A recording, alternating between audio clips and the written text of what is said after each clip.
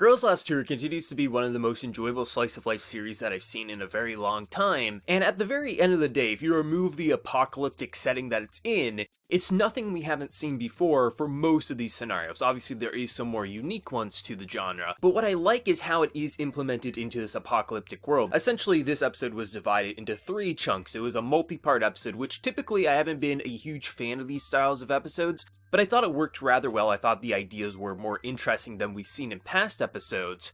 But what I liked is you could sum this episode down to as kind of have a conversation about what is home and things like that. We've seen that in different slice of life series. Then they had sort of just like, they're focusing on one of the characters' dreams, and then the last was a kind of experiment with music. But because they implement it into this apocalyptic world, it makes it feel completely different. Because the concept of what is a home, these are characters who have, obviously, seems like they never really had walls or roof over their head, and if they ever did with their grandfather, it was a long time ago, but it feels like even then they've never had that. So they're kind of in this apartment complex and they're having a conversation like, what is a home? Like, what's the point of having a home? Like, is our home the world outside? Is it this buggy that we're driving around? And it makes it so interesting because these characters never knew what a normal modern society was like, because hundreds and hundreds of years have obviously passed since society was seemingly normal. So the conversation that they have about what they would like to have in a home, one of the characters wanting bookshelves, the other wanting a pantry for food, things like that, bunk beds. It's so interesting because it's implemented into this apocalyptic setting,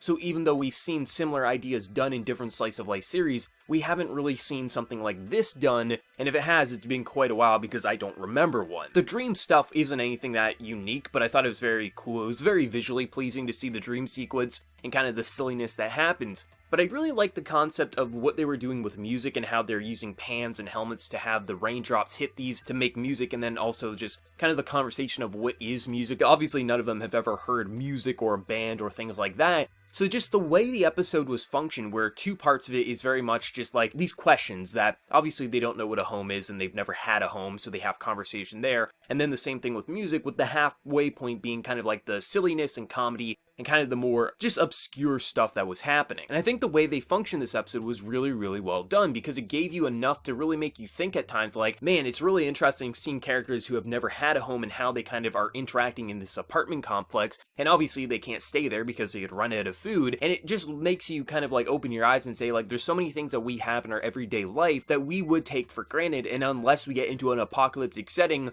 we won't know the things that these characters are going through. And I think that's really, really interesting, and it's why it keeps the series being so intriguing to me, because even though I've seen some of these ideas done before in past slice of life series, it's how it's implemented into a more refreshing setting that makes the series stand out, and I'm having such a blast watching these 2 characters go from place to place, because even when things aren't really happening at the end of the day, so much actually is happening because these characters never experience so many normal things that we have in our everyday society, that it just makes all these interactions so damn fun. And even when it's not trying to give you a question or try to be philosophical, it does still remain fun and charming. And that's all the series really needs to be at the end of the day. I'm really enjoying Girls Last Tour. I don't really have too much to say past that, but I had a lot of fun with this, and if they keep up these kind of multi-part episodes similar to how they did it with this week's episode, I'm gonna be perfectly fine with it, because I haven't been a huge fan of the 3 parts episode or the 3 to 4 part episodes before. They weren't as entertaining as some of the more kind of focused like 1 to 2 point episodes, but really,